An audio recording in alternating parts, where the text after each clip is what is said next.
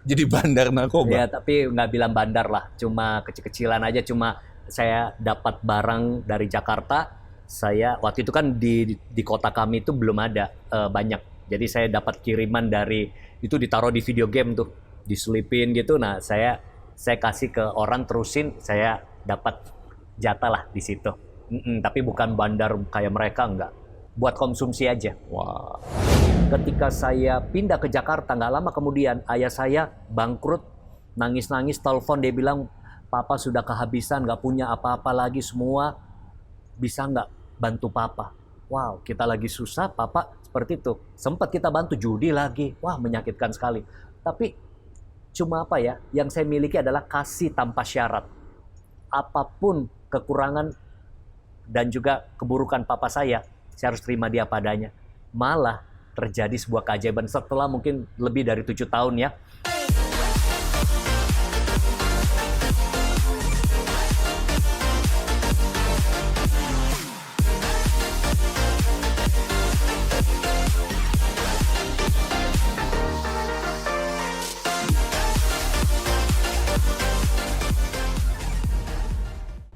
Halo guys, hari ini saya lagi bersama coach dan pembisnis terkenal di Indonesia, Bro Haryanto Kandhani. Halo. Halo, Coach senang sekali Har. bisa ada kesempatan untuk berbagi. Saya yang happy banget nih. Ya. Hmm. Coach boleh sharing sedikit nggak tentang Ya. Bro, kehidupan Bro? Mungkin Ya. untuk Jadi memang kalau bicara kehidupan, memang saya punya masa lalu yang mungkin tidak semua orang tahu. Mereka cuma melihat masa kini ya. Tetapi sebenarnya masa lalu yang saya lalui ini cukup pengalaman, pembelajaran dalam kehidupan yang besar buat saya. Kenapa? Karena saya lahir dari keluarga yang orang tua mungkin bisa dikatakan saya menjadi anak yang broken home. Karena ayah saya dengan ibu saya sudah berpisah sejak saya kecil. Saya punya kakak perempuan juga. Dan itu masa-masa yang cukup berat buat saya, kakak saya, dan juga menghadapi semua tantangan dan badai dalam keluarga kami. Kenapa demikian? Karena ayah saya tinggalkan kami dengan masalah-masalah internal dengan ibu saya. Dia sempat menjadi penjudi, pemakai narkoba, kelola hotel maksiat, dan satu waktu juga di era tahun 80-an itu beliau pernah ditangkap polisi menjadi tahanan kota karena perjudian. Nah, itu awal-awal keretakan dalam rumah tangga orang tua saya. Nah, setelah itu, karena saya masih kecil, saya masih ingat ibu saya itu sempat berkali-kali merasa depresi, rasanya ingin bunuh diri, dan minum obat penenang, tapi dia dikuatkan dari lingkungan keluarga dan teman-teman. Tapi saya nggak bisa lupa satu pesan dari ibu saya. Dia suka bilang begini, kalau bukan demi kamu dan kakak kamu, mama lebih baik mati. Nah, itu yang sering dia gaungkan dan sampai hari ini saya masih ingat pesan itu. Tapi apa yang terjadi, saya beranjak remaja menjadi seorang yang introvert, pemalu. Saya malu kalau orang tahu keadaan keluarga saya. Belum lagi saya sering dibully, ya, dibully dengan kelemahan saya atau mungkin di dalam pergaulan karena banyak hal yang mungkin saya nggak bisa mengimbangi yang lain. dibully. Dibully mungkin dalam hal fisik ataupun juga mungkin mereka tahu mungkin kekurangan saya karena saya memang nggak banyak berbicara, bergaul di situ. Dan sedangkan kalau kakak perempuan saya berprestasi dulunya. Nah, akhirnya saya beranjak remaja, pelarian saya justru malah menyakiti hati ibu saya. Jadi kalau bisa dikatakan pertama ibu saya mengalami tantangan dari ayah saya. Nah, yang kedua anaknya satu-satunya ini yang pria menyakiti dia juga. Di masa remaja saya begitu memberontak dengan keadaan. Saya juga mulai masuk dunia yang mungkin bisa dikatakan pergaulan bebas, drugs, dan juga mungkin kehidupan yang nakal lah seperti itu. Dan itu yang membuat ibu saya penuh dengan air mata saat-saat seperti itu. Tapi saya ingat bahwa ibu saya itu bertahan untuk kami. Bahkan dia pernah kerja juga di Australia jadi buruh pabrik. Wow. Ya, jadi kami tinggal di rumah nenek bertahun-tahun. Saya ingat ke sekolah jalan kaki waktu SD, waktu SMP mungkin ada sempat naik becak, habis itu naik motor ya. Nah, tapi intinya numpang. di rumah orang bertahun-tahun. Sempat numpang ya dulu ya. Sempat numpang. Nanti waktu saya pindah ke Jakarta baru numpang di rumah tante kurang lebih 4 tahun. Kemana-mana naik angkot. Bro dulu pernah bercerita bahwa hidup dengan belas kasihan orang. Yes. Itu kayak gimana sih? Jadi karena saya numpang di rumah nenek, kami punya satu kamar kayak gudang ya. Saya tinggal dengan ibu saya. Nah, kakak saya sempat sekolah di luar negeri. Kenapa? Karena dibantu biayanya dari paman, tante, dan teman ibu yang cukup mampu. Dan saya pun juga kadang-kadang banyak dapat bantuan beli buku, ataupun juga kebutuhan dan lain sebagainya dari teman ibu, ataupun juga dari paman, tante yang cukup berada. Jadi ya kami banyak dibantu, ibu saya banyak dibantu lah. Nah, karena ibu saya dibantu, kami bisa dihidupi, seperti itu. Nah, jadi saya masih ingat sekali di zaman-zaman saya itu orang lain punya video game, punya permainan apa, saya nggak punya seperti itu fasilitas. Itu di umur berapa tuh bro? Mungkin di masa-masa umur sekitar 8 tahun sampai 15 tahun mungkin itu periode-periode seperti itu dari kecil. Dari kecil 6 tahun mungkin saya udah nggak melihat figur ayah. Tapi ayahnya masih ada. Masih ada, cuma tinggal dengan kehidupannya sendiri, bahkan dia juga menikah dengan perempuan lain yang selisih 18 tahun usianya. Perasaan Coach Har gimana tuh? Perasaan saya waktu itu apa ya, hampa, kosong, gak ada figur, gak ada arah. Jadi saya masih ingat masa-masa seperti itu, saya suka mencontohi teman-teman atau kakak sepupu yang lebih tua, jadi model figur saya. Cara pakaian, cara bersikap, karena nggak punya role model dalam hidup. Jadi gampang kebawa arus. Ya, dan waktu di dalam pergaulan saya suka bergaul sama orang-orang yang lebih tua dari saya. Ya, jadi misalnya saya SMP, teman-teman saya SMA kuliah gitu ya, ikut-ikutnya, makanya sering dibully lah. Sering dibully karena ya anak bawang ya gitu, tapi saya ikut gitu. Walaupun diejek, dibully apa, tapi ya ikut-ikut aja gitu pergaulan mereka. Jadi ya disuruh-suruh lah, diapalah, tapi rasanya ada contoh dalam hidup. Mungkin pengaruh karena figur ayah. Ketika menyentuh narkoba apa sih yang disentuh? Macam-macam ya. Waktu itu ada ganja, ada ekstasi, sabu-sabu, belum terlalu. Putau waktu itu. Serius ya berarti ya? Yes, sampai saya suntik. Makanya sampai sekarang saya nggak takut jarum suntik, karena saya bisa suntik sendiri. Bahkan suntikin orang juga bisa. Itu kan bukan suntik biasa kayak vaksin. Itu suntik kita harus cari uratnya. Nah, biasanya di sini nih. Di sini kita jepit di sini. Nah, kenapa? Karena kalau orang sampai suntik berarti itu supaya low budget. Kenapa? Karena kalau yang dibakar gitu kan, itu kan mahal. Nyarinya kalau kita udah nggak ada duit apa kan, jadi dengan sisa-sisa itu kan suntik bisa menikmatinya lah, dalam tanda kutip ya, hal negatif itu. Berapa tahun tuh bro kena? Mungkin campur dengan drugs yang lain itu mungkin 3-4 tahun lah. Lumayan panjang ya? Ya itu kalau saya ingat mungkin tahun-tahun sekitar 94, 95 mungkin ya. Itu 20 tahun, 25 tahun, hampir 30 tahun lalu. Jadi masih belasan ya saat itu ya umurnya? Yes.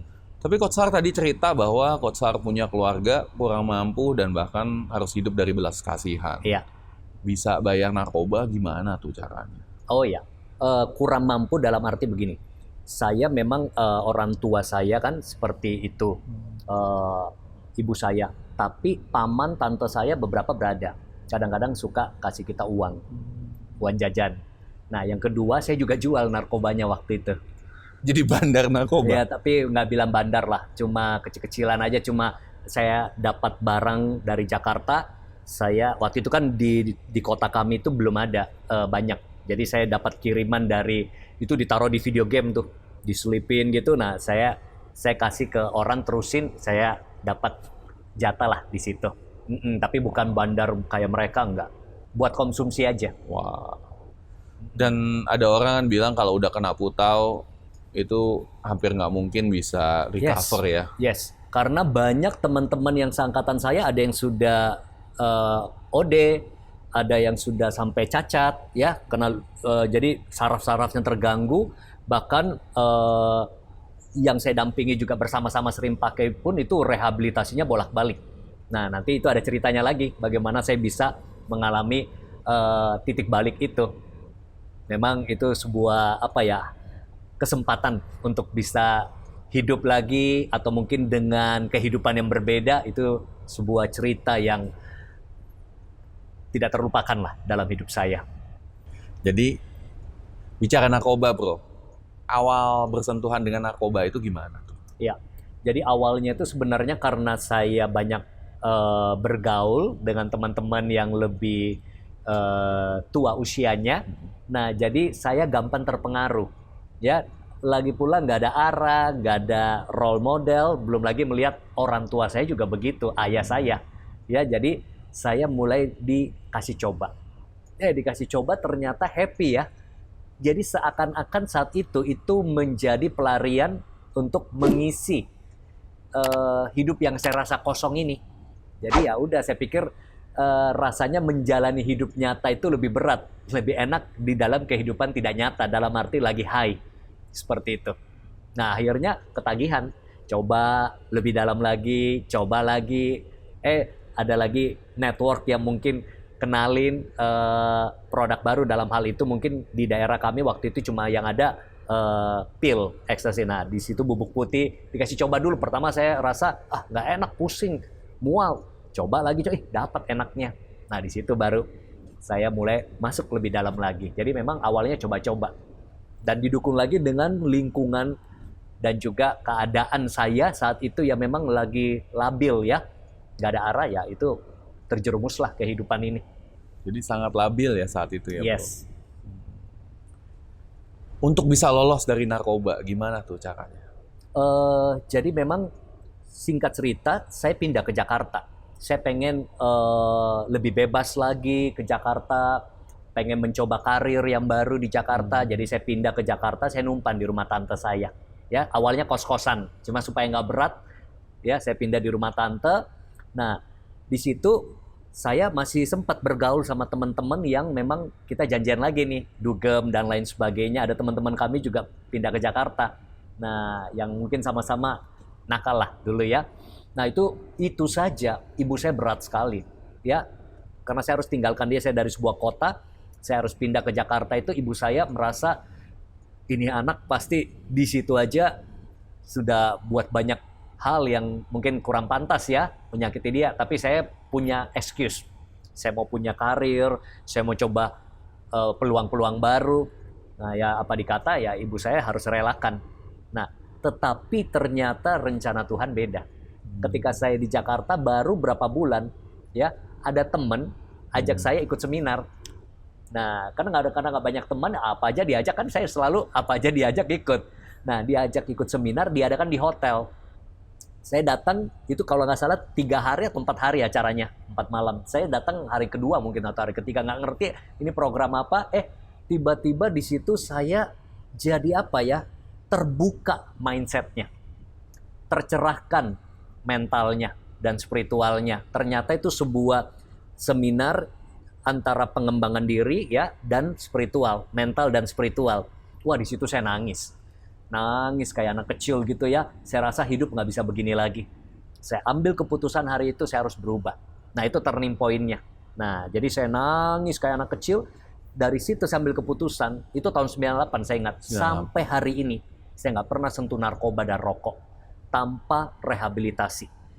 Nah, itu kayak sebuah sebuah perjumpaan spiritual dengan Yang Maha Kuasa. Kalau bukan kuasa Tuhan menyentuh, menjamah kehidupan saya, nggak bisa. Kenapa? Karena setelah saya sembuh itu, teman-teman saya, bahkan orang yang sering juga bersama saya itu saya anterin bolak-balik rehabilitasi.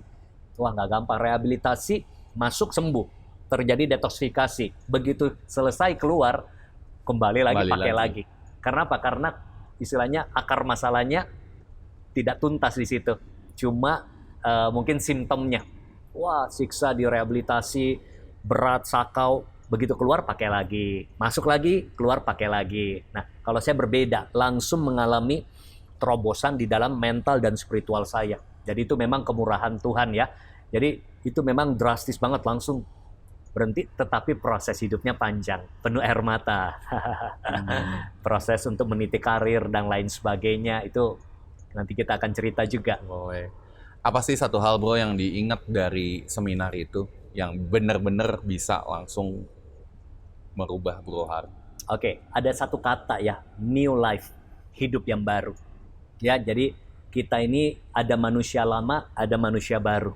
Kita mau hidup dengan manusia lama kita terus, ya, dengan kebiasaan buruk, keterikatan, tidak maksimal, tidak ada masa depan, atau kita mau menjalani sebuah manusia baru dengan jalan baru, pola pikir baru, pengenalan akan Tuhan yang baru, akan membawa sebuah kehidupan yang sangat menjanjikan. Nah itu, manusia lama, manusia baru. Nah, saya memilih untuk meninggalkan manusia lama saya, mengenakan manusia baru ini. Berarti ada cara hidup yang baru, filosofi yang baru, pola pikir yang baru. Nah itu yang membawa terobosan. Di saat itu? Di saat itu, tetapi ada prosesnya. Ya, belajar, dimentor, dibimbing, ya, dan banyak proses kehidupan sampai saya bisa seperti ada saat ini. Penuh air mata. Penuh air mata, penuh perjuangan, mulai dari nol, ya, meniti karir, bagaimana bisa menikah dan lain sebagainya. Panjang nih sepertinya dan menarik ya. Mengenai orang tua Bapak, seberapa penting sih peranan orang tua, Bro? Orang tua punya peranan penting ya dalam kehidupan, karena setelah saya melalui semua ini, saya mengkonseling, mengcoaching orang, saya melihat orang-orang yang fatherless, ya, tidak punya figur ayah yang kuat. Ya, figur ayah itu bisa terjadi karena tidak punya figur ayah yang kuat karena mungkin orang tuanya meninggal, atau mungkin terjadi perceraian. Dalam konteks ini mirip dengan saya, atau dysfunction. Ada orang tuanya tapi tidak berfungsi sebagai orang tua yang baik. Dan banyak tuh. Banyak. Akhirnya seseorang atau generasi muda sampai pun dewasa terjadi kehilangan figur. Dan efeknya banyak. Ada yang gampang terpengaruh, ada yang mungkin terjerumus di dalam sebuah gaya hidup yang mungkin menyimpang, atau ada juga yang gampang jatuh misalnya dalam hal ini.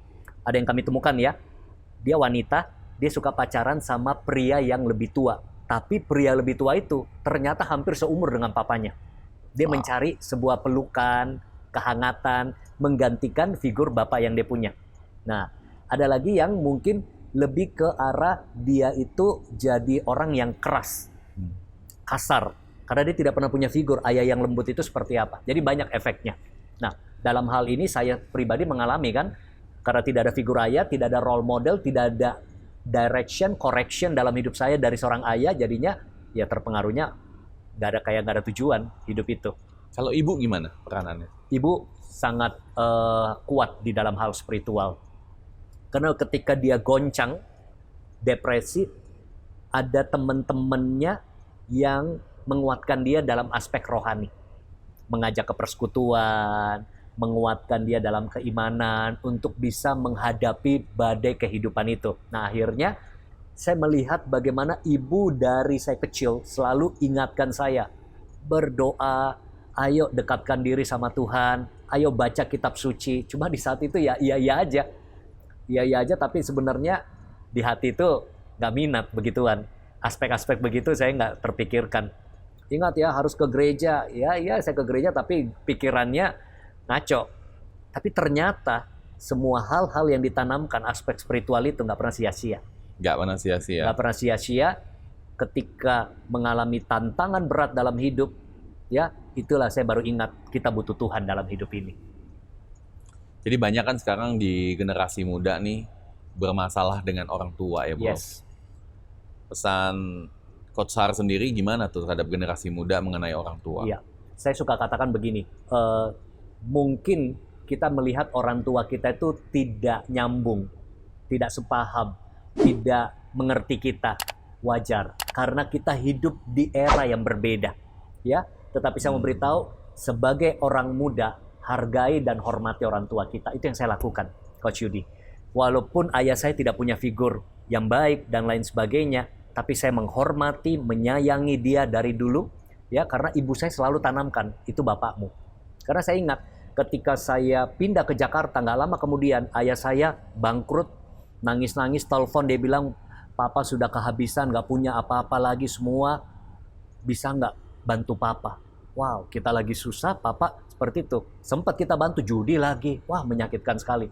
Tapi cuma apa ya, yang saya miliki adalah kasih tanpa syarat. Apapun kekurangan dan juga keburukan papa saya harus terima dia padanya. Malah terjadi sebuah keajaiban setelah mungkin lebih dari 7 tahun ya. Saya biayai, kakak saya juga bantu biayai. Apa yang terjadi? Ayah saya juga mengalami sebuah terobosan. Yes, itu saya ingat di tahun 2005. Tiba-tiba dia terpuruk habis di kota Surabaya. Dia bilang, papa sudah sakit, papa nggak bisa apa-apa lagi, papa udah nggak tahu, sempat kayak hilang ingatan, bisa bantu papa nggak? Saya bilang, papa datang ke Jakarta lagi. Dia datang, cuma pakai celana pendek, kantong kresek, gak punya apa-apa, cuma bisa nangis-nangis di situ. Nah, saya carikan tempat tinggal buat dia, dan akhirnya apa? Dia mulai menjalani hidup, mulai lagi dari nol, dari keterpurukan itu. Nah, dia saya pertemukan dengan teman-teman yang positif, ada yang membimbing dia, akhirnya dia juga mulai menjalani pola hidup yang baru. Istilahnya mungkin karena apa ya, sudah kepepet ya, nggak tahu mau ngapain lagi, dia baru sadar. Jadi manusia itu ada dua ternyata. Ada yang berubah karena kesadaran, ada yang berubah karena situasi. Nah, sebaiknya kita sadar diri, karena kesadaran diri memimpin kita pada perubahan diri. Perubahan diri memimpin kita pada pengembangan diri. Pengembangan diri memimpin kita pada pencapaian diri. Jadi penting banget hidup itu sadar diri sebenarnya.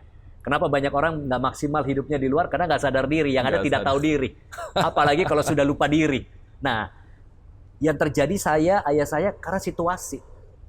Ayah saya sudah susah, udah hancur, sudah apa, baru sadar. Wah, nggak bisa begini. Harus hidupnya berbeda. Belajar manage keuangan lagi, bagaimana menjalankan bisnis dengan benar, dan lain sebagainya. Nah, disitulah terjadi. Nah, saya melihat sebagai pesan saya sebagai buat generasi muda, seburuk apapun, semengecewakan apapun, setidak paham apapun kita dengan orang tua, hormati mereka, sayangi mereka. Dan buat saya itu kunci berkat rezeki mengalir juga dalam hidup. Nah, itu yang saya buat sampai hari ini. Saya menyayangi dan saya membiayai ya orang tua saya sampai hari ini. Walaupun mungkin kalau saya bisa bilang, wah dulu saya susah, papa mana? Saya sakit, papa nggak pernah datang. Saya wisuda, kakak saya wisuda, dia nggak datang. Saya bisa menyalahkan, tapi enggak. Ternyata itu semua ada hikmahnya. Setelah saya lalui semua ini, saya bersyukur. Saya menjadi pribadi apa ya, yang lebih tangguh menghadapi kehidupan. Dibanding mungkin kalau dulu saya dimanja, jadi keluarga semua dari berada dan lain sebagainya, mungkin saya nggak seperti ini. Nah, makanya saya katakan suka pada orang-orang muda, hormati orang yang lebih tua. Karena yang tua pernah muda, yang muda belum pernah tua. Penting kita menghormati dan menerima orang tua kita padanya. Karena saya punya anak sekarang juga remaja. Saya ngomong aja, Coach Yudi sama anak saya karena nggak nyambung loh. Bahasa dia udah beda sekali. Betul. Ya, game apa yang dia main, aplikasi apa yang dia pakai, saya nggak ngerti kadang-kadang. Ya, istilah-istilahnya saya perlu belajar memahami. Kadang-kadang juga kita bisa salah paham. Jadi ini yang terjadi. Oh, kita kadang-kadang merasa orang tua kita nggak mengerti kita. Sekarang anak saya pun kadang-kadang merasa saya nggak mengerti dia mungkin. Nah, itulah pentingnya generation gap itu yang kita perlu jembatani dengan sebuah understanding. Sangat penting ya itu ya. Yes. Tadi Bro Har cerita mengenai proses yang penuh dengan air mata. Iya. Itu boleh sharing nggak, Coach? Iya, jadi saya itu kan waktu pindah ke Jakarta, saya numpang di rumah tante. Nah, disitulah proses saya juga mulai mengawali karir. Di usia berapa tuh pas numpang? Mengawali karir mungkin di usia 23 mungkin ya. 23. Lulus kuliah ya berarti ya? Iya. 23 saya harus bisa untuk membiayai kehidupan saya sendiri dan juga mau menikah dong. 23? 25 menikahnya. Ya, 25 menikahnya. Saya berpikir seperti ini, dari mana biayanya? Ya, orang tua, nggak mungkin saya berharap dari orang tua. Jadi saya mengawali karir sebagai seorang sales. Ya, sales. Jadi saya ingat ada kantor pusat, ada kantor proyek. Saya di proyek sebagai sales. Ya, gaji nggak sampai 1 juta saat itu. Tapi saya bangga menjadi seorang sales. Yang ini kantor pusat mungkin manajer gaji mungkin sudah tinggi, ada mobil dinas, saya nggak apa-apa di proyek. ya. Jadi kerjanya sama tukang bangun, kita jualan. Tapi saya bersyukur, walaupun gaji nggak sampai 1 juta sebagai sales, karena memang saya mencintai dunia sales sampai hari ini. Ya, makanya senang melatih para sales. Nah, karena saya percaya there is no business without selling. Kita harus bisa menjual. Nah, di situ saya bersyukur sudah cukup berprestasi, income sudah cukup besar saat itu puluhan juta mungkin ya kalau lagi bagus-bagus dari penjualan, komisi. Tapi gajinya kecil. Tapi yang paling penting kan komisinya. Yes, nah makanya saya suka bilang sama orang sales, banggalah jadi orang sales karena kita punya unlimited income. Setuju banget. Ya, gajinya kecil, komisinya gede. Makin banyak jualan, makin banyak komisi. Ini sales ketemu sales kayaknya nyambung nih kita nih. Jadi bermula jadi sales proyek. Iya. Sales proyek itu jualan barang bangunan atau? Bukan. Jualan hunian apartemen dan lain sebagainya. Sales properti. Yes, properti. Baik. Dan sampai memiliki bisnis dan menjadi seorang motivator seperti sekarang itu gimana tuh? Oh ya. Jadi memang waktu saya menjadi seorang sales itu, saya punya passion untuk berbagi. Saya sering diundang di komunitas-komunitas dan organisasi kecil. Perusahaan-perusahaan kecil untuk berbagi ilmu. Ya, berbagi ilmu, sales, motivasi, leadership, ya. Nah, dari situlah saya melihat ada sebuah passion, gairah, melihat orang-orang mengalami pencapaian, membantu orang-orang bisa bertumbuh, mencapai target, mengalami perubahan hidup. Nah, dari situlah saya mulai membangun sebuah lembaga training. Ya, lembaga training yang kami namakan Next Level. Nah, sejak itu saya melihat seperti bola es salju yang terus menggelinding, menjadi jangkauannya menjadi lebih luas. Ya, dari mungkin skup kecil, organisasi, perusahaan, UKM, akhirnya saya bersyukur kami dipercaya untuk perusahaan-perusahaan multinasional, perusahaan-perusahaan di berbagai kota di Indonesia, maupun juga instansi, BUMN, korporat-korporat, untuk kami bisa membantu mereka di dalam pengembangan SDM, sales and marketing, leadership, dan juga corporate culture.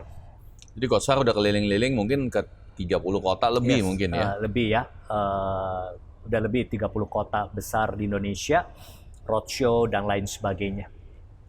Total sudah berapa banyak tuh yang di training? Ada ribuan nggak? Mungkin saya nggak bisa hitung lagi, mungkin sudah untuk sekian terakhir mungkin lebih dari 1 juta orang. Wah, berarti lebih banyak dari saya punya YouTube subscriber nih. Kita harus nyusul ya. Apalagi sekarang sejak zaman online, sejak pandemi ini, wah itu online jangkauannya lebih luas lagi. Jangkauannya jauh lebih luas ya. Lagi ya. Nah, dulu saja sudah banyak sekali memang kami handle, karena sudah berapa lama ya, dari 2003-2004 mungkin sudah 15 tahunan mungkin ya. Hampir 15 tahunan saya ada di pengembangan diri dan lain sebagainya ya, tapi memang fokusnya itu kurang lebih 13 tahun terakhir. 13 tahun terakhir fokusnya. Nah, ditambah dengan pandemi ini online, offline semua ya, memang sudah ratusan ribu lah mungkin, sampai 1 juta lebih. Mulainya awal-awal gimana tuh bro? Berdarah-darah nggak? Banyak tangis air mata nggak tuh? Jadi seorang motivator? Nggak terlalu juga sih, lebih banyak apa ya, excited. Ya, melihat orang-orang mengalami perubahan hidup. Dan saya, kenapa saya rasakan tidak berdarah-darah dalam hal itu, karena kami dipercaya, bukan kami mencari-cari. Kami dipercaya, kami dicari oleh klien sampai hari ini. Jadi kami nggak punya tim sales, marketing untuk promosiin gitu ya, secara khusus cari-cari order, tapi kami dipercaya. Dan itu dari mulut ke mulut, referral, dan lain sebagainya. Dan akhirnya hampir industri-industri, misalnya insurance, banking, network marketing, otomotif, properti, BUMN, hampir top 10-nya selalu klien kami semua. Jadi itu yang memudahkan ya, ketika misalnya sebuah bank mau percaya kami, bank-bank belasan ban, 20-an ban, mungkin kami sudah handle top 10-nya. Nah, misalnya insurance, top 10-nya, jadi tidak terlalu sulit karena kami punya portofolio dan juga kami punya track record yang saya bersyukur kami jaga selalu, sebuah dedikasi dan kepuasan ya, dan result itu yang membuat sampai hari ini ya bersyukur, puji Tuhan, bisa ada aja kepercayaan dari klien-klien. Pengalaman spiritual, ada nggak sih campur tangan dari yang di atas? Yes, sangat. Jadi memang tadi saya sempat bilang pengalaman spiritual pertama itu tahun 98.